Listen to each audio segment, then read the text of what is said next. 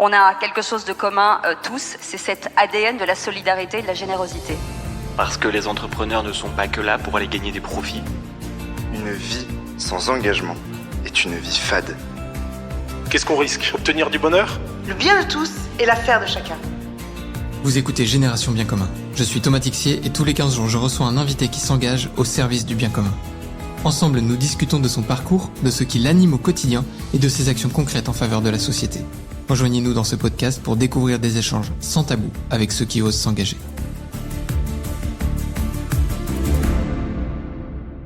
Bonjour chers amis et bienvenue sur ce nouvel épisode du podcast de la Nuit du Bien Commun. Aujourd'hui, on va découvrir l'histoire derrière le pitch de Lise Marie. Bonjour Lise Marie. Bonjour Thomas. Comment vas-tu ? Très bien, merci. Bon, petite particularité, comme on a eu une problématique de coupure de courant, on a changé de salle, donc vous allez voir, il y a peut-être un peu plus de bruit de fond derrière nous et tout, donc excusez-nous pour ça, on compte sur votre attention, parce qu'aujourd'hui on va parler des patronages. C'est quoi un patronage, Lise Marie ? Un patronage, ça existe depuis très longtemps, les patronages, et ça revient à la mode depuis peu. J'ai l'habitude de dire qu'un patronage, c'est un lieu d'éducation par le loisir qui ouvre ses portes quand l'école ferme les siennes. Ok, donc c'est du périscolaire ? C'est du périscolaire, exactement. Un patronage peut être ouvert du lundi au dimanche. Il y a des patrons qui sont ouverts 7 jours sur 7 et qui accueillent des enfants. Patron, c'est le petit acronyme du patronage, effectivement. Patronage. Exactement. Et donc, qui accueille des enfants dès la sortie de l'école. Et quand tu dis que ça revient à la mode et que ça date d'il y a longtemps, ça a été créé à peu près quand ? Ça a été créé, fin 18e à Marseille. Ok. C'est l'abbé Jean-Joseph Allemand qui fait partie qui est en train de jouer avec des enfants. Et puis, à un moment, il y a les gendarmes qui arrivent à Marseille et qui tambourinent à la porte en disant « Mais qu'est-ce que vous faites ici ?» Et il répond « Ici on joue, ici on prie ». Voilà. Donc ça, c'est devenu la devise des patronages. Et voilà, c'est parti à Marseille, en France, mais on peut aller un peu plus loin, déjà au XVIe siècle avec Saint-Philippe Néri en Italie. Ouais. Puis après, on connaît bien la figure de Don Bosco, voilà, Ouais. qui est assez présente chez les éducateurs. Et puis après, voilà, en Italie, on parle d'oratorio. Il y a beaucoup d'oratorio en Italie. Et le patronage... Qui est le patronage, ouais, exactement. À chaque église, quasiment, en Italie, est associé à un oratorio. Ok. Et donc, en France, on parle de patronage, et donc c'est assez vieux. La pédagogie des patronages, elle arrive avant le scoutisme. Ah ouais, qui sont des mots hyper connus. Il y a une super étude qui vient de sortir d'ailleurs sur l'impact du Super. scoutisme, scout de France, scout unitaire, scout d'Europe, enfin tout ça là, sur la société qui est assez dingue. Hein. Magnifique. Je rêve de faire la même chose pour les patronages. Parce que quand tu regardes un peu, je sais pas, dans nos grands-parents, nos parents, plein étaient au patronage quand ils étaient jeunes. C'était le jeudi après-midi à l'époque. Ouais. Et ils étaient au patronage avec monsieur le curé. Il y en avait plein. Donc des patronages dans les années C'est marrant, 50. c'est jeudi après-midi le break de semaine. Exactement. Ouais. Mercredi, non, ils bossaient encore. À l'époque, jusque dans les années 50, il y avait, accroche-toi bien, jusqu'à 15 000 patrons en France. Énorme. Donc il y avait Et quasiment... aujourd'hui, on arrive à 300, voilà, tout doucement. ouais. Et donc ça s'est vraiment arrêté. Complètement, ouais, ça s'est arrêté. Il y a eu une émergence d'autres mouvements religieux dans les années 70. Ouais. Il y a eu une perte un petit peu de sens où il y a certains prêtres qui se disaient, en fait, qu'est-ce qu'on a à dire en éducation, qui sont retirés du projet parce qu'un patronage, tu sais, ça certains le savent déjà. Les actuels clubs de foot, par exemple, la JOCR, c'est un ancien patronage. L'abbé Deschamps, le stade de l'abbé Deschamps, c'était l'abbé Deschamps, le fondateur du patronage. Il y a plein de clubs de D1, en foot, en rugby, qui sont d'anciens patronages. Donc c'était des prêtres qui étaient à la tête de ces patronages-là. Et puis, il y a eu un moment, ils se sont dit, les prêtres, en fait, on n'a pas été ordonnés pour s'occuper de clubs de sport. Je schématise. Et donc, ça s'est bien cassé la gueule, effectivement. Du coup, c'est je veux dire, le patronage tel qu'on le connaissait donc à ces époques-là, c'est cassé la gueule, mais derrière, en fait, c'est des magnifiques clubs. C'est en fait la vie associative des jeunes s'est démultipliée un peu. Effectivement. Et donc ça explique aussi, du coup, j'imagine le fait qu'il y en ait eu moins, parce qu'il y a eu plein de propositions qui sont ouvertes en local. D'autres, effectivement. D'autres activités. D'autres activités plus ciblées sur le sport, ouais. Comme tu l'as dit. Et la dimension un peu patronage avec l'ADN du patron, on reviendra après sûrement sur pourquoi et comment, ce que constitue véritablement un patronage. Donc, on reviendra là-dessus. Mais donc, effectivement, il y a eu le développement de plein de petites associations, mais qui n'avaient plus, tu vois, cet esprit patronage. Ok. Et alors, du coup, Juste pour aller là-dessus, pour être sûr de pas oublier, qu'est-ce que tu mets derrière ce terme d'esprit de patronage et qui est d'ailleurs votre nom complet aujourd'hui? Exactement. Esprit de patronage. C'est ça, ouais. C'est un incubateur qui a été créé il y a 2 ans maintenant. Alors, c'est quoi un patronage? Parce que pour qu'il y ait un patronage, il y a 3 points qui sont pour nous hyper importants. Ouais. Et quand on forme les nouvelles personnes qui viennent pour créer, les porteurs de projets, on insiste vraiment très longtemps sur ces 3 points-là. Pour qu'il y ait un patronage, il faut qu'il y ait une figure de consacré. D'accord. Donc il y a quelque chose de très ancré dans une foi chrétienne. Exactement. Dans un patronage. Exactement. Ouais. Chez Esprit de Patronage, effectivement, on a à cœur d'annoncer le Christ. Et donc, ça passe pas sans la figure du consacré. Ça peut être un prêtre, une religieuse, un religieux. Mais voilà, ça c'est vital, c'est essentiel. Le deuxième aspect de notre ADN, c'est cette devise dont je viens de te parler, c'est ici on joue, ici on prie. Voilà. Dans un patronage, on passe de l'un à l'autre sans problème. Il n'y a pas de cloison étanche entre la prière et le jeu. C'est pour ça que je te disais, en Italie, c'est hyper beau. Dans chaque église, quand on construit une église, juste à côté, il y a le terrain de foot, il y a l'oratorio. Voilà, pour pas dissocier le spirituel du jeu. Ça, c'est hyper important. Donc, on parle beaucoup de ce point-là. Et puis, le troisième point, qui est assez similaire avec le scoutisme, c'est que le patronage, c'est une chaîne de transmission. Ce sont des adultes qui se mettent au service de jeunes, qui eux-mêmes se mettent au service de jeunes. Voilà, ce point-là, cet axe de transmission, il est essentiel, indispensable. On retrouve dans la pédagogie de pas mal de mouvements aujourd'hui, en fait. Exactement. Je suis au service de celui qui est un peu plus jeune que moi, et ainsi de suite, jusqu'à retrouver le dernier de la patrouille, si on prend les scouts, de la section, si on prend les pompiers. Ouais, exactement, c'est ce qu'on retrouve. Et on voit bien que ça marche, en fait. Donc, chez nous, on appelle ça la pédagogie du grand frère ou de la grande sœur. Ouais. Et c'est très beau parce que c'est à cet âge-là, quand ils ont 12, 13, 14 ans, là, au moment de la puberté, où ils ont besoin de montrer qu'ils portent la vie en eux, eh bien, voilà, nous, on leur donne cette possibilité, à travers ces responsabilités, d'être féconds. Et je pourrais témoigner de par mon parcours. Tu vois, j'ai été directrice de patronage pendant 10 ans. C'est magnifique de voir ces jeunes qui ont 13, 14, 15 ans, qui se mettent au service des autres, et on sent bien quelque chose qui se déploie chez eux. Comment t'es arrivée dans les patronages, toi? Eh bien, je suis arrivée... Alors, je reviens un peu sur ma famille, tu vois. J'avais des parents, moi, qui étaient complètement donnés dans l'éducation, une maman qui était prof, et puis qui l'été emmenait ses 4 enfants faire des colos.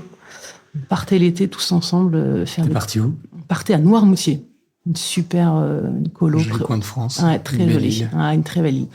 Et donc, très vite, ces 4 enfants, avec son mari aussi, on était au service des autres. Et puis moi, après, j'ai continué en étant cheftaine dans le scoutisme. Ouais, et puis, professionnellement, j'ai fait des études de prof de sport. J'étais en STAPS. Donc voilà, j'ai enseigné un peu. Et puis, rapidement, je me suis rendu compte que moi, je voulais faire de l'éducation, mais plutôt par le loisir et pas par l'enseignement. Je trouvais qu'on était un peu trop cadré. Cette histoire d'évaluation, le fait d'évaluer les élèves. Dans le sport, il y a quelque chose qui me gênait. Tu vois, autant j'avais le désir de leur apprendre à être bien dans leur corps, dans leur cœur aussi d'ailleurs. Mais j'étais très empêchée par l'évaluation. Et je trouvais qu'il y avait quelque chose d'injuste. Bref, je quitte l'éducation nationale. C'est vrai que si tu mets le doigt, je trouve, sur un point intéressant sur le sport. Je pense qu'en maths... En fait, je sais, on part peut-être pas tous de la même base intellectuelle, mais physiquement, je trouve que l'écart, il est parfois encore plus gros entre ce que tu peux attendre, sportivement parlant, mais même sans parler de constitution, mais il y a des sports sur lesquels on est plus ou moins à l'aise, sport de raquette versus l'endurance. Enfin, quand tu vois la variété de sports qui existent aujourd'hui, et ceux qu'on pratique à l'école, ils sont pas toujours les plus sexy, si je peux glisser un mot. Mais, ouais, je suis d'accord. C'est quand même une variété que tu maîtrises, quoi, qui est quasiment aussi complexe que d'être bon en histoire, bon en maths et bon en SVT, quoi. Ouais. Et alors moi, le constat que je faisais quand même, c'est que, c'est certainement pas une généralité, mais quand on est bon en sport, c'est quand même, il y a beaucoup d'innés. Ah ouais, tu trouves? Ouais. Je trouve que moi, je voyais bien les élèves que j'avais en 6e, qui étaient pas très bons. J'avais beau leur enseigner comme je pouvais pour qu'ils deviennent de meilleurs élèves. À la fin de la 3e, ils étaient toujours pas bons. On les embrasse quand même. On les embrasse quand même. Mais enfin voilà, et je trouvais qu'il y avait... j'aurais préféré, moi, dans l'éducation nationale, leur enseigner ce loisir de... Je suis heureux de faire du sport pour mon corps. Récréatif, prendre soin de soi. Exactement. Mais le fait qu'il y ait une évaluation qui tombe derrière, je trouve que c'était difficile. Alors moi, comme élève, j'étais plutôt douée en sport, donc c'était super. J'étais très contente parce que ça faisait remonter ma moyenne. J'étais ravie, j'ai eu 20 au bac, donc c'était super. Mais je voyais bien les autres quand j'étais prof et que, pour la petite anecdote, cette petite élève là qui s'entraînait en natation. Et au moment de l'évaluation au bac, quand je l'évalue, parce qu'il y a des compétences, il y a des grilles d'évaluation, elle a 8 sur 20. Voilà, alors qu'elle s'est entraînée. Et puis, il y a un autre garçon qui est plutôt fort, il s'entraîne pas, il plonge, il a 18. Et je me dis, il y a quand même quelque chose d'injuste, quoi. Donc, voilà, pour la petite partie. Donc, je me suis retrouvée, j'ai quitté l'éducation nationale et je suis arrivée donc à Paris pour diriger un patronage pas très loin d'ici, là, dans le 7e, au Bon Conseil, pendant 10 ans. Et là, super. T'as découvert à ce moment-là? J'ai découvert à ce moment-là, exactement. J'ai découvert Paris. Moi, je viens du Loir-et-Cher. Alors, tu vois, je découvrais Paris. La vitesse de la vie parisienne. Ouais. J'ai bien aimé. Vraiment, j'ai bien aimé. Même si je suis repartie depuis. Et j'ai découvert le monde des patronages. Ouais. Et j'ai eu cette grande chance de travailler avec un prêtre éducateur, le père de Mélo, qui lui connaît très très bien le patronage, qui a grandi dans les patronages et qui a su m'insuffler. Et voilà, la pédagogie, c'est infusé en moi. Ok. Et donc, quelle est la différence entre le patronage que tu as dirigé et esprit de patronage? Pardon, avec cette notion d'incubateur. Alors, pendant 10 ans, donc, je dirige ce patro, et puis on vient nous visiter dans toute la France pour nous dire ça marche en fait votre patronage là. On voit bien qu'il y a des fruits. Comment on fait pour créer un patronage dans ma paroisse? Ok, donc on répond à leurs questions, puis finalement on se rend compte que ça nous prend du temps de répondre à leurs questions. Donc on décide de faire une première journée de formation en 2017. Ok. Donc, pour tous ceux qui se posent des questions. Voilà, c'est ça. Grande surprise, il y a une trentaine de personnes qui sont intéressées pour cette formation. Et donc là, le déclic vient, on crée le centre La Parent pour l'éducation. Donc je fonde ce centre La Parent pour l'éducation en 2017. Et puis voilà, on propose une fois par an une formation. Mais on était assez limité. On ne pouvait pas suivre les porteurs de projets. Et donc, en 2022, il y a un gentil mécène qui nous a repérés et qui nous aide à structurer Esprit Patronage. Donc maintenant, il y a un incubateur avec une douzaine de salariés qui aident tous les porteurs de projets. Et donc, vous êtes 12 aujourd'hui. C'est ça. Le 12e, si j'ai bonne mémoire, vient d'arriver. Exactement, ce matin. Ouais, c'est ça. Ce matin, ouais. Bienvenue à lui. Ouais. Et 12, brosse-nous un peu, c'est quoi les métiers que tu as? Alors, les fonctions, les rôles? Les rôles, pour la plupart, sont tous tuteurs. Un tuteur, c'est un ancien directeur de patronage ou un actuel qui connaît bien son métier, qui est aussi très souvent formateur BAFA et BFD. Tu vois, ces formations pour... Donc, brevet d'aptitude aux fonctions d'animateur et brevet d'aptitude aux fonctions de directeur. T'as passé, non? T'as eu? C'est grave, docteur, mais j'ai jamais passé mon BAFA, je me suis engueulé pendant des années pour ça. Ah, c'est pas bien. Il n'est jamais trop tard. Non, mais d'ailleurs, en vrai, c'est un vrai message, si je peux me rattraper là-dessus. Quand vous êtes engagé dans un mouvement, quel qu'il soit, moi j'étais engagé dans un mouvement de pompiers, je pense que c'est important de savoir donner ce qu'on a reçu, et ces diplômes d'État sont importants pour contribuer à permettre ces œuvres-là, quelles qu'elles soient d'ailleurs. Franchement, ça sert dans les colos, comme dans des patronages, comme dans les compagnies secouristes Sainte-Barbe ou au scoutisme. Enfin, vraiment, il y a 1001 endroits pour mettre des BAFA et encore plus des BAFD au service. Et franchement, ne faites pas comme moi, faites l'effort de les passer. Je trouve que dans la pédagogie de grand frère, c'est un diplôme qui permet à ces œuvres de croître. Complètement. Et puis... essentiel. Et qui est bien fait, en fait, en plus de ce que j'en entends. Qui est bien fait, effectivement. Il faut bien choisir son organisme de formation. Et je te reprends juste, tu as dit que c'était un diplôme professionnel, c'est un brevet. Oui, pardon. Voilà, c'est un brevet professionnel. Ouais, exactement. On m'attirera le monsieur qui écoute ce qu'il dit. Et donc, les tuteurs, ce sont pour la plupart d'anciens ou d'actuels directeurs de patro, des formateurs. Et ils ont un portefeuille de patronage en fonction des régions de France. Donc, dans notre incubateur, il y a à peu près 210 patronages qui sont entrés dans l'aventure. Ok. On accompagne. Et donc, un tuteur, il accompagne de A à Z tous les porteurs de projets. C'est un expert, en gros, du modèle. Et il vient faire un feedback à celui qui se lance. Il vient faire un audit, d'abord de faisabilité, en disant, OK, est-ce que là, tu as bien pensé à tout? D'accord. Il va les accompagner sur toute la partie. Alors, si le patron se lance, Il va accompagner sur toute la partie pédagogique. Ouais. Est-ce que tu mets bien en place l'ADN des patros ? On leur donne un échéancier, voilà, parce qu'on conseille beaucoup de commencer doucement quand on veut lancer un patronage. Ouais, pas la folie des grandeurs, Non. on y va par étapes. Non, parce que lancer un Quoi, patronage, doucement, il faut combien de jeunes, par exemple ? on peut commencer à 10 jeunes. Ouais, d'accord. 10 jeunes, un soir par semaine, parce qu'il faut avoir conscience que lancer un patronage dans une paroisse, ça peut être dans une paroisse ou dans une école, ça change considérablement le visage d'une paroisse. C'est une vraie décision stratégique et politique. D'accord. Faut pas se dire, allez, moi je suis le curé de cette paroisse-là, et puis dans ma paroisse il y a le groupe Alpha, il y a ce groupe-là qui marche bien, il y a une chorale, et puis manque à ma carte le patronage. Donc non, c'est vraiment, il y a quelque chose de très stratégique à développer un patron. Quand tu as ces experts-là, ces tuteurs qui accompagnent, qui vont lancer, les autres fonctions que tu as autour ? Alors j'ai des responsables communication. Ouais. Qui font rayonner la marque. Qui font rayonner, et qui le font très bien d'ailleurs. Donc, bravo. Ouais. T'as un responsable BAFA BFD parce qu'on offre aussi des formations, enfin on propose des formations BAFA BFD. C'est-à-dire que tu formes directement, tu es organisme de formation. Exactement. Ouais. Depuis peu, ça c'était une belle victoire. On a obtenu notre habilitation nationale à délivrer des BAFA et des BFD. Parce qu'il y a une belle reconnaissance de l'œuvre derrière. Exactement. Ouais. Et c'était pas gagné. On s'est bien battu. Et effectivement, c'est une belle reconnaissance. Et puis, ça amène une belle cohérence parce que entre le fait de lancer un patronage, voilà, derrière, nous, on va plus loin en formant les directeurs et les éducateurs. Ouais. D'accord. Et après, il y a toi qui gère le... Voilà. Et puis là, j'ai la chance de recruter très récemment un directeur adjoint qui va beaucoup, beaucoup m'aider. Donc, je suis ravie. Et puis après...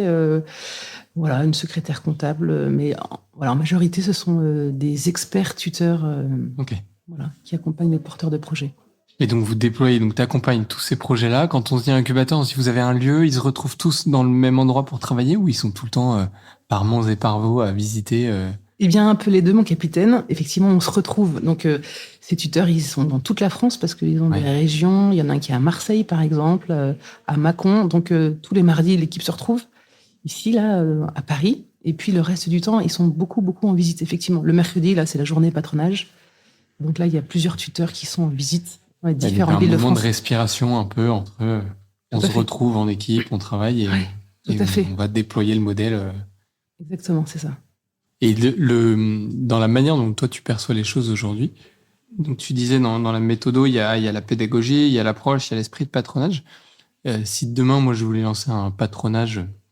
avec mon école, par exemple, financièrement, derrière, c'est ton modèle économique, il y a des adhésions des jeunes, c'est toi qui vas chercher les fonds et puis qui fait rayonner sur ce qui se déploie derrière.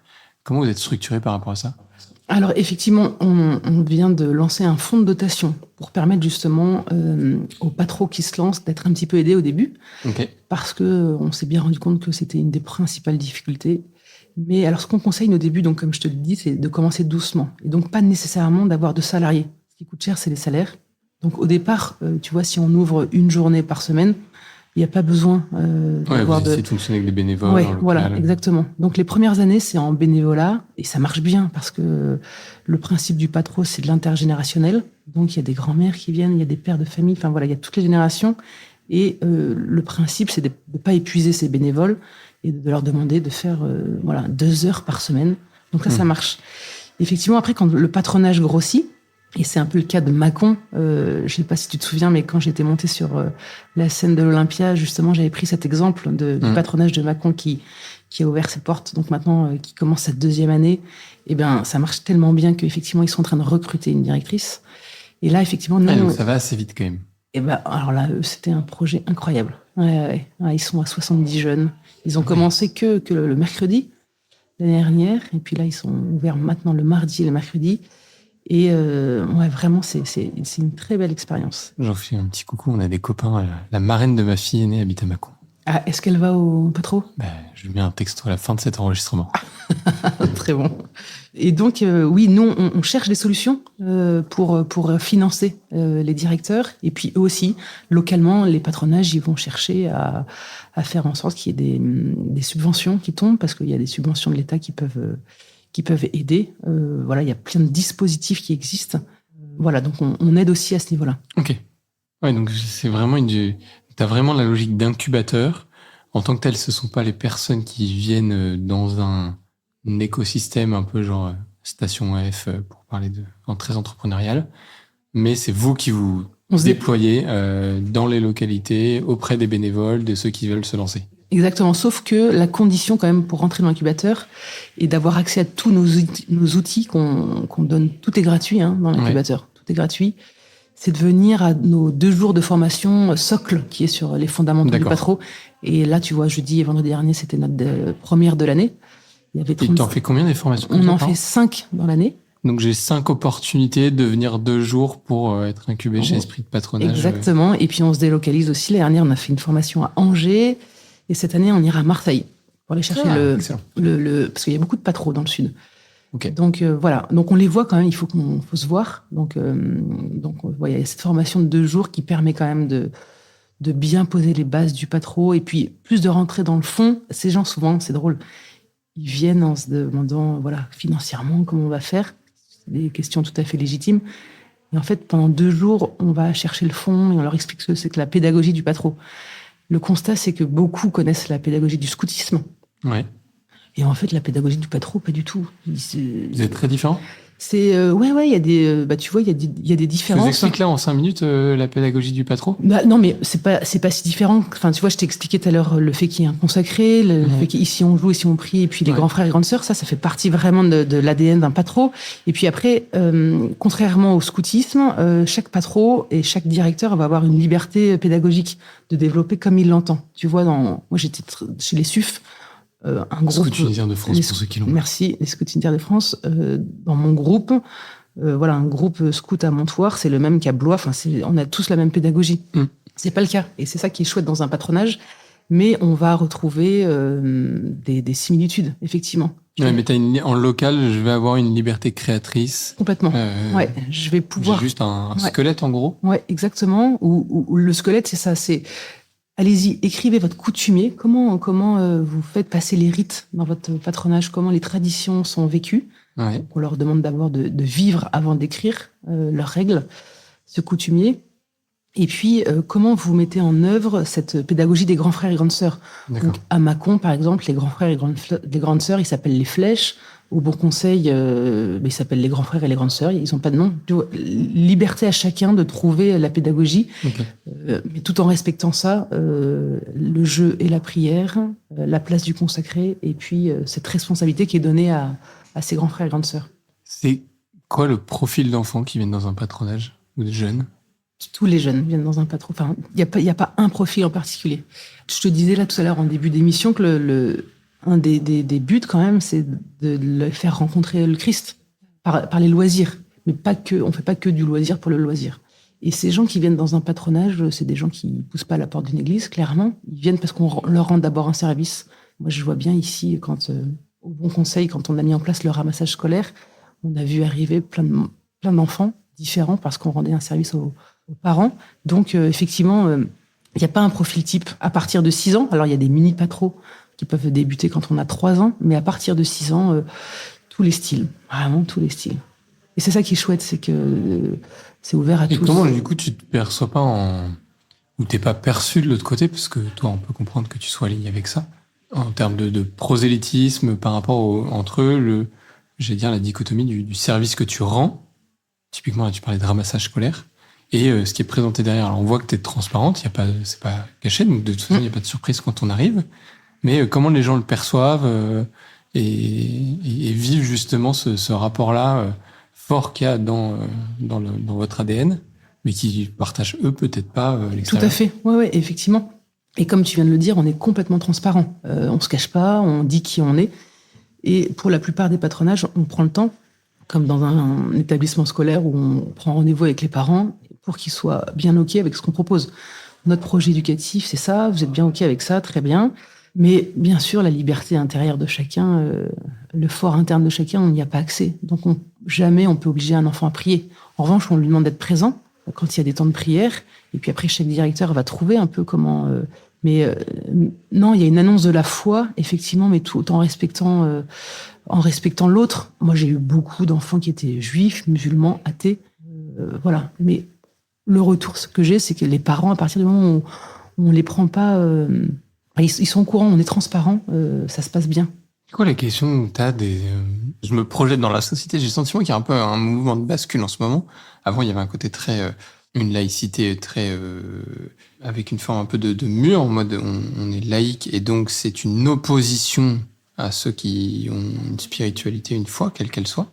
Et aujourd'hui, on trouve, en tout cas c'est mon ressentiment, qu'il y a une forme de laïcité plus pacifiée, c'est-à-dire l'État, l'administration, il y a des endroits où c'est la laïcité qui prime. Ça veut dire je ne montre pas ma spiritualité, mais elle ne vient pas en opposition. C'est une forme, c'est comme pour dire voilà, dans cet endroit-là, on accepte tous cette chose-là, ce point commun, c'est que on est français par exemple, mais on va rendre plus discret nos valeurs qui peuvent être politiques, spirituelles, religieuses, etc. Comment des parents qui ne croient pas du coup dans la foi chrétienne que vous proposez accueillent, et voire même qui ont une autre religion, ce qui est quand même assez fort. Si je caricature, c'est un footballeur qui va dans un stade de rugby. Comment est-ce qu'ils accueillent ça et comment vous arrivez à en parler de façon simple, paisible?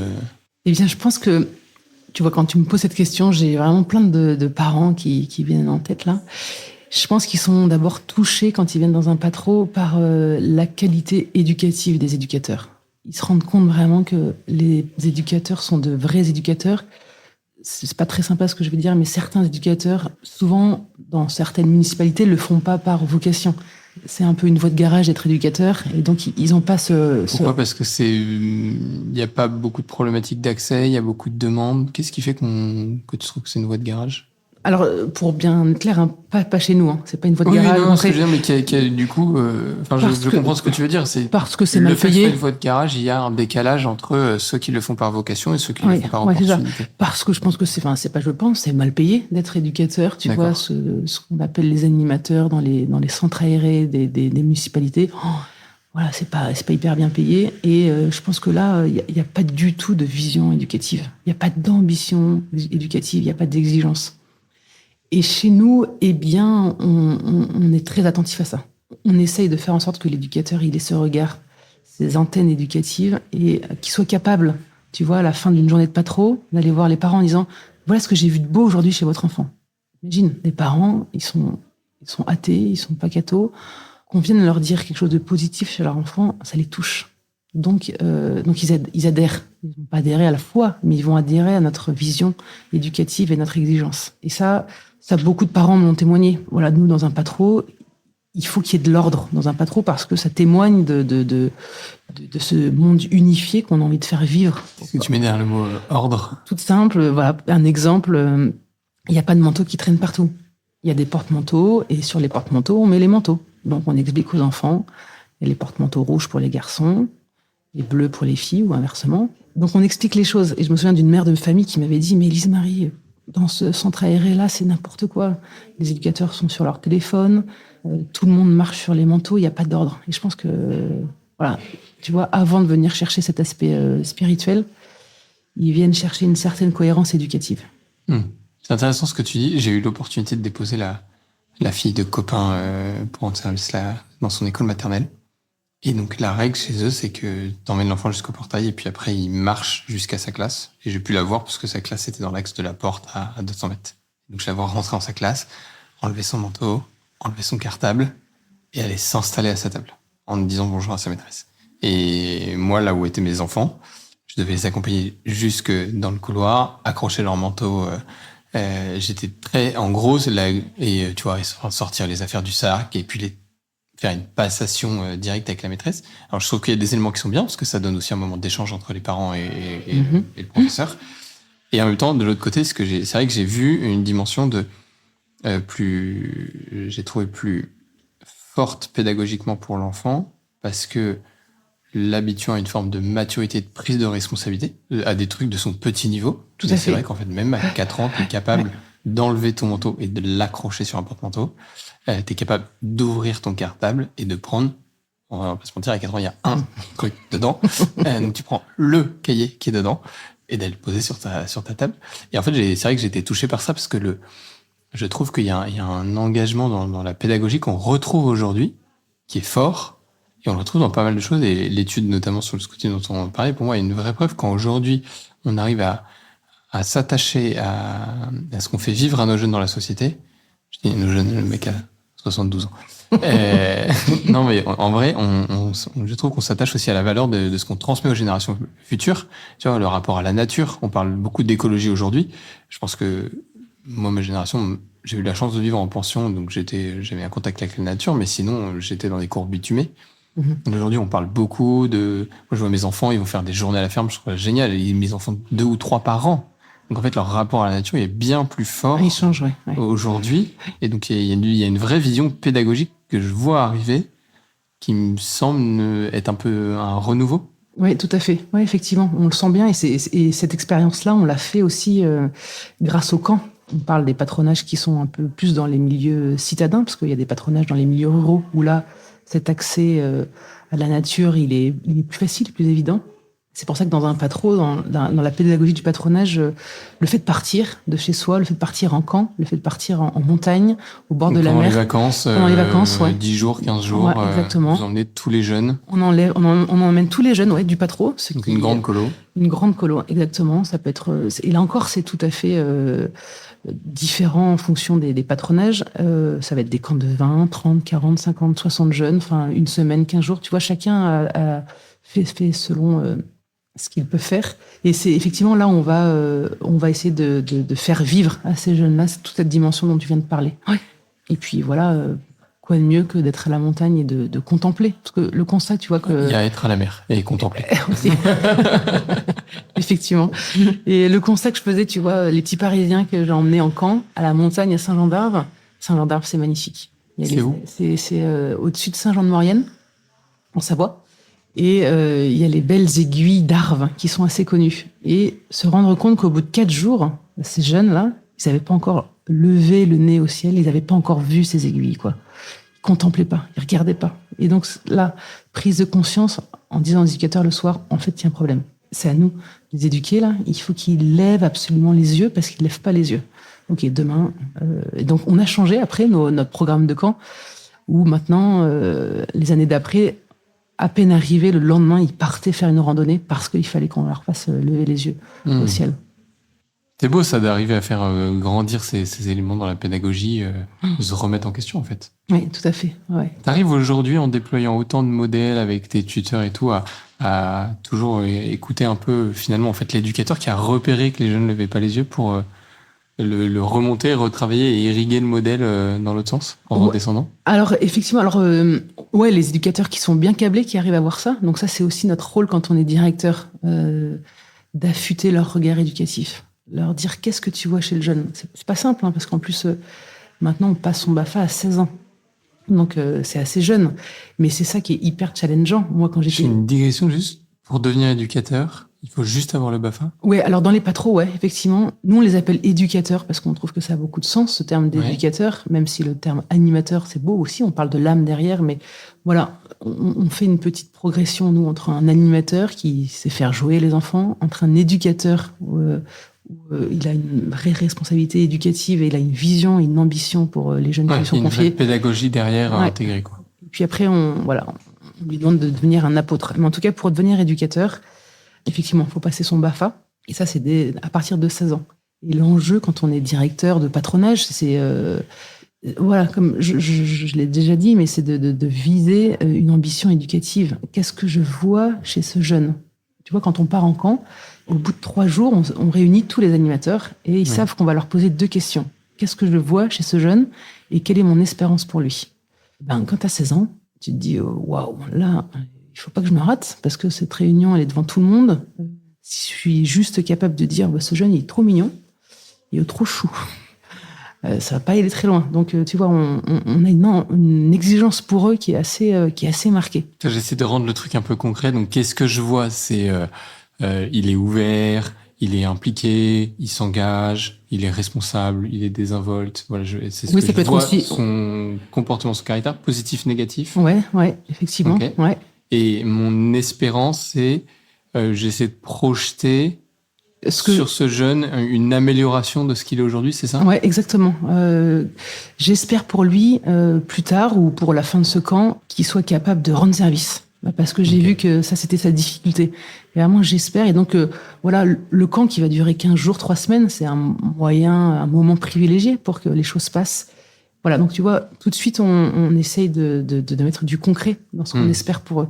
Et puis du coup, ça donne une visée. Ce que je trouve hyper beau là-dedans, c'est que tu as une visée pédagogique pour la suite, pour les jours qui arrivent, en fait. Pour tout le monde, ça dit, tiens, ça, c'est un bon petit point. Et là, j'ai une opportunité de le faire progresser, grandir là-dedans. Et puis, ce jeune, il va savoir un peu quelle est l'espérance que je porte pour lui. Vous leur dites après, voilà ce qu'on s'est dit en conseil pour toi ? Alors, pas de manière formelle comme ça, mais en tout cas, dans la relation qu'il a avec son animateur, avec son éducateur, oui, il va lui dire, l'éducateur. Et puis, tu vois, on va un peu plus loin, on leur demande aussi à la fin des camps de leur écrire. On demande aux éducateurs d'écrire aux jeunes qu'ils ont eus pendant le camp. Ça, c'est marquant, tu vois. T'as combien de jeunes quand t'es éducateur sur un camp la tendance, quoi. 7 ou 8. Ah ouais, donc... je le remets sur ton éducateur à 16 ans. Ouais. Et là, donc, il repart, on lui a préparé les cartes postales, on lui a préparé les adresses et les timbres, hein. On lui a pré-mâché le travail. Ouais, mais il a le gros du taf à faire, qui est quand même d'écrire ce qu'il a envie de dire à ce jeune, de ce qu'il a vécu, quoi. Voilà, exactement. Donc, tu vois, ça c'est une bonne aide. Et ouais, c'est beau. Je pense que, vraiment, je devrais faire ça avec les donateurs de la nuit. Je devrais, vous, lauréat, vous préparer un jeu de cartes, on va dire, tiens, qu'est-ce que t'as vécu à cette soirée et comment tu dis merci? C'est ça, c'est pas mal. C'est vrai qu'on envoie des mails. Oui, ça peut être fait sous format mail, mais je vais me noter le point, tu vois. Et puis on leur demande à ces éducateurs quand ils rentrent d'un camp, d'aller voir les parents et de leur dire quelque chose de positif sur leur enfant. Et puis une amélioration s'ils ont vu quelque chose. Mais tu vois, en fait, on leur donne une responsabilité à 16 ans, là. Ils se disent, mais ils nous prennent au sérieux. On leur dit, on vous confie des enfants. C'est ce qu'il y a de plus précieux pour des parents. C'est leur trésor. Tu vas pas travailler avec des parpaings, avec des pierres. Enfin, c'est magnifique, la relation éducative. Et donc, on les prend au sérieux. Et je pense que eux-mêmes, souvent, et c'est ça aussi la pédagogie des patronages, c'est que ils ont été témoins de ça quand ils étaient plus jeunes. Ils ont fait des camps. Ils ont été témoins de ces animateurs qui se donnaient et qui voulaient le mieux pour eux. C'est fort, c'est vrai que ça me rappelle, moi, mes années là aux pompiers, où effectivement, on se pose cette question de se dire, quand en fin de camp, tu remets les jeunes à leurs parents. Toi, tu les as vécu pendant 15 jours. 15 jours qui ont été assez forts, assez denses. On dit souvent qu'on grandit plus vite, en plus, loin des siens. Donc, ils ont pris des gaps de maturité je sais qu'on faisait souvent l'effort de nommer notamment les axes qui avaient changé dans la progression pour que, à l'écueil, qui allait revenir évidemment dans la famille le lendemain. Typiquement, tu prends un jeune qui rend service, il est arrivé, il rendait pas service, ça fait 3 ans que tu le connais, tu sais que c'est son écueil, et là, il fait un super camp, il est au taquet là-dessus. Et il faut toujours leur dire aux parents pour que, si demain il rend pas service, les parents disent, je sais qu'il a progressé pendant ce camp, sur ce point-là, donc, je suis aussi vigilant de dire, tiens, est-ce que ça infuse à la maison, et ça va mettre un peu plus de temps parce que, mais on est tous pareils, hein. Moi, quand je rentre chez moi, je sors les poubelles, quand je suis chez mon papa, il y a un coin dans ma tête où c'est lui qui sort les poubelles. De fait, on peut estimer qu'à 34 ans, je pourrais prendre l'initiative sans qu'il me rappelle qu'en fait, il faut le faire. Challenge. Ouais, petit challenge personnel. Mais ouais, c'est important. C'est beau de faire ça. Ouais, ça doit être dur aussi. Comment tu le fais passer pédagogiquement c'est une phrase de Saint Jean Bosco, sans confiance, pas d'éducation. Vraiment, moi, je crois que j'ai une disposition pour faire facilement confiance. De temps en temps, ça m'est un peu reproché par mes collaborateurs, mais je pars du principe. Parce que comment ils me le reprochent en me disant, non, mais on parlait tout à l'heure avant le podcast là, tu me disais pas facile de redonner tous tes dossiers, de faire confiance. Et ouais, pour certains, ils ont du mal à le vivre. Ils s'en plaignent pas, mais en tout cas, soit ils sont... Parce que ça va... Il y a une notion dans la confiance de genre de passation et de relais trop rapide, parce que parfois ils estiment que à telle ou telle situation, tu devrais pas faire confiance. Ils m'ont reproché une fois, mais pour la plupart du temps, je crois quasiment m'être jamais trompée en faisant confiance. Et donc c'est ce principe-là que j'applique avec les jeunes, avec les éducateurs dont j'ai eu la charge. Tu vois, je leur confie quelque chose, mais avec une autonomie cadrée. Ils sentent qu'ils sont responsables. Et derrière, moi, j'ai tout cadré Donc, je sais qu'ils ne peuvent pas beaucoup sortir du cadre, mais qu'ils peuvent s'amuser dans ce cadre-là. Ok. Et voilà, je pense que c'est comme ça que j'ai fait passer beaucoup de messages. Tu connais les 3 P en éducation? Protection, permission, puissance. Non. Ton enfant veut monter sur le canapé. D'abord, tu vas protéger la zone, donc tu vas mettre des oreillers par terre. Tu vas lui donner la permission de monter sur le canapé parce que la zone est protégée. Et lui, du coup, il va pouvoir déployer sa puissance. Il se prouve à lui-même qu'il est capable de monter sur un obstacle, mais dans un cadre. Et donc, demain, ce sera un rocher en escalade à la mer, par exemple, ou à la montagne. Mais parce qu'au départ, il a pu se déployer dans un cadre qui était possible, alors que si tu lui as pas donné la permission et qu'il tombe, en fait, tu vas rentrer dans un conflit et pas dans OK, essaie encore et tu vas y arriver, ou tu t'y es pas pris de la bonne manière, mais tu vas rentrer dans le conflit parce que tu n'avais pas le droit de monter sur le canapé, mon chéri. Excellent. Et si tu n'as pas protégé, pas de bol, il s'est mangé la table basse, et donc en plus d'être plus pas content parce qu'il s'est ouvert l'arrière du crâne, donc t'as oublié qu'il avait cassé la table basse, il s'est fait mal, et du coup, il remontera pas de sitôt sur un truc en l'air, parce que pour lui, monter sur un truc en l'air, c'est s'éclater le crâne. Ouais, merci, tu fais exactement la théorie de la pratique, là. C'est tout à fait ça. Je remercie mon papa, c'est lui qui m'a appris ça. Très bien. Bon, voilà. Maintenant, tu pourras aller sortir ses poubelles, alors. C'est tout à fait ça. Ouais, je leur donne l'espace nécessaire pour qu'ils puissent se déployer. Mais je suis derrière. Je les encourage. Et je crois aussi, je pense que beaucoup de choses passent par la valorisation. Moi, je rends grâce parce que vraiment, j'ai été très valorisée dans mon enfance, dans mon adolescence, et je reproduis ça. En fait, j'essaye de voir ce qu'il y a de meilleur et de bon chez les éducateurs et comment ils le déploient. C'est pour ça que je poursuis mes animateurs, mes éducateurs en disant, mais je veux entendre le son de ta voix. Quand tu es avec des jeunes, il faut qu'ils t'entendent. Tu peux pas être là, les regarder comme une plante verte. Non, en fait, moi, tu vois, donc j'étais prof de PS et je continue à donner des cours de basket. C'est hyper important pour un enfant, quand il fait un beau geste sportif, qu'il soit validé par un adulte. Ah, c'est beau ce que tu as fait là. Le geste que tu viens de faire là, le double pas, qui est pas facile quand on a 5-6 ans, c'est bien ce que tu as fait, tu l'as bien fait. Ah, merci. Il y a quelqu'un qui reconnaît que... Même quand on est adulte, en fait, on a besoin d'être valorisé. Et donc ça, j'insiste beaucoup, et je crois que je l'ai beaucoup fait auprès de mes animateurs. Ouais. T'as jamais eu de moment où un jeune, même quand t'étais directrice de patro, tu dis, tiens, il a ébranlé la confiance que j'avais en lui? Si, plein de fois. Si, ça m'est arrivé plusieurs fois. Comment tu reconstruis ça, du coup? Vraiment, c'est vraiment parce que souvent, on me dit, mais comment tu peux leur faire confiance avec ce qu'il a fait?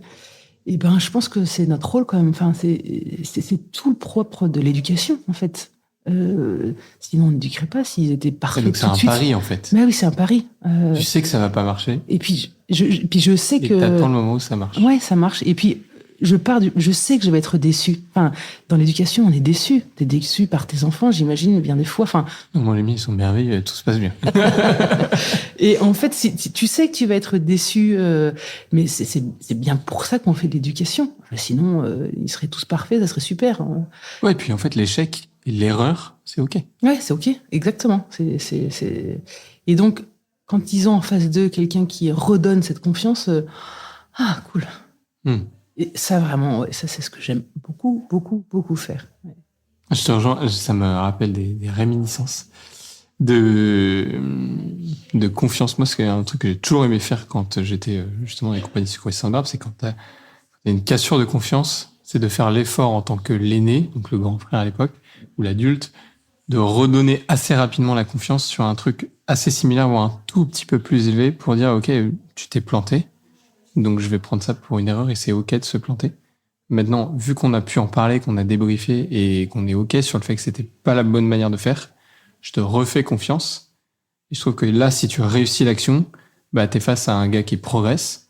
Et puis, si tu fais ça 2-3 fois et que le gars se plante toujours en face de toi, là, tu peux finir par en arriver à une rupture de confiance. Et auquel cas, on en revient au cadre.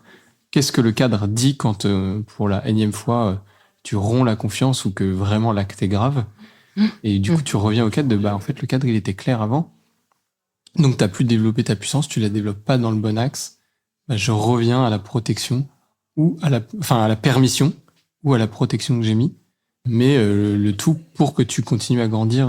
Ouais. Et puis, je crois qu'il y a une chose aussi qui est importante, c'est quand on est éducateur, il faut savoir changer son regard sur les jeunes. Parce que tu vois, je me souviens très bien de cette expérience malheureuse que j'ai eue quand j'étais une jeune éducatrice où un jeune avait fait une bêtise et je l'ai enfermé dans cette bêtise-là.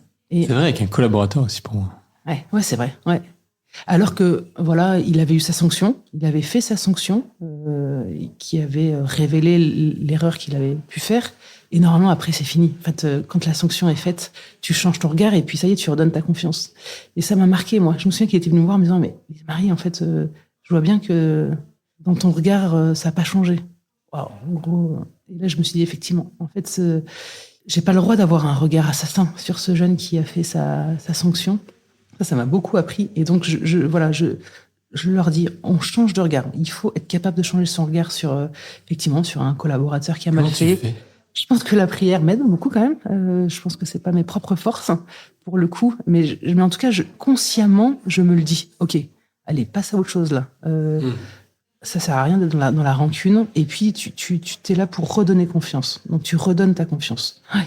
Mais ce terme de change ton regard, je me l'applique très souvent. Et donc, tu as un vrai choix de te dire, là, telle personne, je sais, j'ai des raisons factuelles de me dire que je devrais pas forcément faire confiance, mais je vais faire un choix intellectuel, profond, Exactement. Spirituel aussi, tu le disais, ouais. Mais je vais redonner ma confiance. Ouais, tout à fait. Mais je vois bien, tu vois, ils sont très conscientisés, ces moments-là, en disant, OK, allez, tu passes à autre chose. Là, tu as été déçu par cette personne-là. Enfin, sinon, on n'avance pas, en fait. On n'avance pas, puis on regarde le nombril, et puis c'est terrible. C'est beau ce que tu dis. Je trouve ça, c'est plein d'espoir, d'espérance, de se dire que, en fait, je trouve ça donne quelque part. Évidemment, ça va sans dire, mais je le dis quand même. On n'est pas en train de parler de trucs énormissimes. Évidemment, il y a des cas dans lesquels la confiance est tellement brisée que c'est pas juste intellectuel. Il va falloir aussi du temps. Bien sûr. Ouais, bien sûr. Mais dans le quotidien, notamment de la pédagogie et toute l'éducation, c'est moins le cas. Et par contre, effectivement, il y a un vrai choix conscientisé, fort, intellectuel qu'il faut poser. Et c'est un peu c'est pas toi qui l'es, c'est celui qui dit qu'il est. Et en fait, c'est qui va être le plus adulte pour le poser le plus vite. Et du coup, si j'ose, le jeune qui t'a fait cette remarque, il a été plus vite adulte que toi dans la situation pour non seulement être conscient qu'il estimait qu'il avait payé sa dette, qu'il avait fait réparation, quoi, et te dire c'est bon, ton comportement est pour le coup abusé. Ouais. Donc là, t'imagines comme il m'a fait grandir, effectivement. Et mais c'est vrai qu'en plus, quand on fait de l'éducation, forcément, il y a de l'affectif. Enfin, il faut. On peut pas faire d'éducation sans affection. Ça aussi, c'est Don Bosco qui le dit. Donc, et puis on est des êtres de chair, donc on est affectable par ce qui se passe. Et je trouve que voilà, d'avoir se dire que ben voilà, on risque d'être déçu, mais c'est pas grave parce que c'est la nature humaine et parce que on est des êtres humains, que ça bouge. Et donc voilà, cette confiance, allez, c'est reparti. Sinon, je trouve qu'effectivement on s'enferme dans de la rancune. Et mon Dieu, que c'est difficile après, quoi. Enfin, c'est pas du tout, on crée pas d'énergie, au contraire, on dépense pour rien. Dans l'esprit de patronage, dans la manière dont tu déploies justement la pédagogie, est-ce que il y a un cocon de la famille qui se vit à l'intérieur ou il y a d'abord la collectivité? Tu vois la nuance que je veux faire? Ouais, je vois. Non, mais si je comprends bien ta question, c'est un esprit de famille qu'on retrouve dans un patro. C'est ça un peu ta question? Ouais.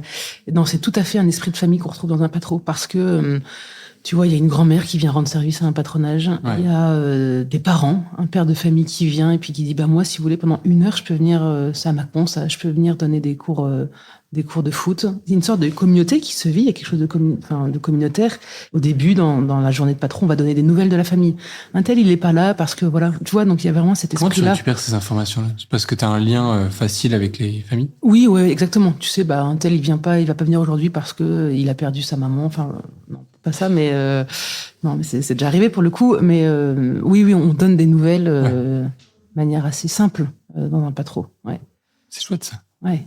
Et puis le patro, il se vit aussi. Il y a des directrices de patronage qui sont mamans pour le coup, et on peut être directrice de patro et être maman aussi. Moi, dans mes tutrices là qui sont chez l'esprit de patronage, c'est le cas pour certaines, pour dire que ce boulot n'est pas incompatible, directeur de patronage, avec une vie de famille, une vie de mère de famille. Ça, c'est chouette. Parce que techniquement, vos horaires de boulot, je parle plutôt quand tu étais directrice de patronage, mais en fait, c'est hors des temps scolaires, donc c'est beaucoup le soir. Ouais, c'est beaucoup le soir. Les jours off école, quoi. Ouais, c'est ça. Mercredi, week-end. Mercredi, alors pour certains, pas trop le week-end, mais donc la plupart, en gros, c'est à partir de 16h, de 16 à 18h30, 19h. Ok.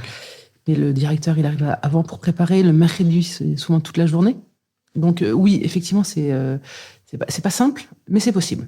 Ouais, en fait, c'est une amplitude un peu, je dirais, des gros horaires de bureau. Mais c'est vrai qu'en fait, à 19h30, t'es chez toi, tu es dans ton rythme de vie perso, quel qu'il soit. Ouais, exactement. Et vous faites beaucoup de choses le week-end? Ouais, ça va dépendre des patronages, mais il y a des sorties qui vont être organisées le samedi après-midi, des week-ends, effectivement. Peut-être pas nécessairement tous les week-ends, mais ou alors juste le patro est ouvert. Voilà, ceux qui veulent venir pour 2-3 heures d'activité. Ok. Moi, quand c'était mon cas, j'avais un adjoint le week-end, donc ça me permettait de souffler. Ouais. Sinon, Oui, c'était c'est- impossible. Faut trouver la petite orga entre le moment où on arrête de bosser. Exactement. Globalement, ça t'occupait combien de temps à peu près? Sur une semaine en horaire où t'étais vraiment... Ah, bah, je pense que moi, j'étais au patro 50 heures par semaine. Ouais. Oui, donc t'es quand même Ouais. t'es baigné dedans. Je me suis baignée dedans. Ouais, tout à fait. Tu trouves que c'est à peu près similaire là, dans les gens que vous accompagnez? Alors comme ils sont au début, eux pour l'instant pas tout à fait, mais il y a des patrons qui sont plus vieux, donc l'amplitude horaire est plus grande. Mais le constat effectivement qu'on fait pour beaucoup de directeurs qui arrivent, c'est que ça y est, en fait ils se jettent dans le grand bain très vite. Et, Ouais. Et donc c'est un plein temps, et c'est un plein c'est temps. leur activité centrale, quoi. Ouais, effectivement. Alors sauf si tu vois ils sont bénévoles et tout, ils peuvent avoir d'autres choses à côté. Mais l'investissement, en tout cas, la charge mentale, elle est assez présente. Allez, ouais. c'est vrai. J'ai appris plein de trucs sur les patronages Ah, super. aujourd'hui, Lise-Marie. Bah, tu pourrais t'investir, Thomas, dans un patron, non? Dans ta ville, il y a un patron? Pas la moindre idée. C'est une très bonne question. J'irai creuser s'il y a des patronages à Sautron. Mais peut-être tu sais, toi. Non, il y en a 2-3 qui viennent de s'ouvrir pas très loin, là. Mais pas à Sautron. Ok, je vais creuser ça. On va regarder. Mais ouais, c'est un beau truc. Je suis assez fan. En tout cas, j'ai une grande sensibilité à la pédagogie qui est déployée pour les enfants aujourd'hui et comment on les fait grandir. Et je trouve qu'il y a de plus en plus de belles œuvres, que ce soit d'ailleurs avec une spiritualité ou complètement laïque, mais il y a vraiment, je trouve, un vrai chemin dans la pédagogie aujourd'hui qui ressort, qui m'a l'air d'être plus fort que ce que j'ai pu vivre, je pense, quand j'étais jeune. En tout cas, où je le vivais que dans des endroits très spécifiques. Oui, je suis assez d'accord avec toi. Il y avait Ouais. beaucoup d'endroits d'activités dans des activités que je trouvais géniales d'ailleurs, mais pas forcément avec pédagogie. Et tu vois, et je conclurai là-dessus, mais mon aîné là qui est en CE1, c'est vrai que sa maîtresse, elle a vraiment cet esprit pédagogique. Quand on a une discussion avec elle, à chaque fois, elle a une vision sur notre puce, qui est pas juste elle est bonne en français ou bonne en maths ou elle est dissipée ou concentrée. On a le tout, enfin le tout, c'est un bien grand mot, mais en tout cas, on a vraiment une vision d'ensemble pédagogique de tant comment elle est avec ses copines à la Ouais, c'est super, récré, ouais. que humainement comment elle grandit. Et oui aussi quand elle est dissipée ou quand elle au c'est contraire super. elle progresse bien en maths. En ce moment elle cartonne en calcul mental, donc voilà. Ouais, c'est super. C'est un de nos grands rêves, nous, c'est de pouvoir déployer cette pédagogie des patronages dans les écoles et collèges. Tu vois, lors des temps qui sont pas scolaires, lors de la cantine le midi, lors des temps de récré. En fait, il y a plein de choses qui se passent là. Et, ça serait hyper intéressant d'investir tous ces temps-là là, pour déployer cette pédagogie. C'est une belle ambition. Mm-mm. Qu'est-ce qu'on te souhaite là pour l'année à venir? On me souhaite de fédérer une super équipe. Enfin, j'ai de la chance de travailler avec une super équipe, mais vraiment que la sauce prenne bien et Ouais. que tous vraiment soient au service de cette œuvre-là. Voilà. Canon. Merci Lise-Marie d'être venue jusqu'ici. Merci Thomas pour ton invitation, c'était super. Merci chers amis de nous avoir écoutés jusqu'au bout de cet épisode. On était content de pouvoir vous présenter Esprit de patronage et on se retrouve très rapidement pour un nouvel épisode. Bonne journée. Merci d'avoir suivi cet échange, j'espère qu'il vous a plu. N'hésitez pas à vous abonner à notre podcast et à lui mettre une note de 5 étoiles sur les différentes plateformes d'écoute. Ça nous aidera à le faire connaître. Retrouvons-nous dans 15 jours pour un nouvel épisode de Génération Bien Commun, où nous continuerons à vous partager les témoignages de ceux qui s'engagent au service du bien commun.